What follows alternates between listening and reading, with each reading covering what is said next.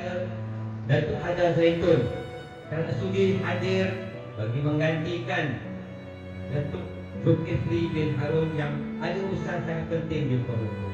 Saya pun dapat tahu Datuk Hajar Zaitun juga baru balik dari Kuala Lumpur. Saya rasa sungguh terharu dengan pengorbanan, dengan kerjasama yang diberikan oleh Datuk Hajar Zaitun.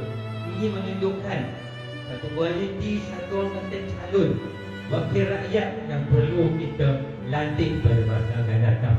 Ada masalah di rumah, di datang sekolah mungkin terbawa-bawa masalah, ada sedikit menyentuh anak keluarga, bincang dulu dengan saya. Tak perlulah masuk Facebook mengatakan jumpa sekali datang minta memberi tanggungjawab, mengumpul anak saya, berusaha nak beri tanggungjawab. Jadi saya nak dalam macam tu. Kita datang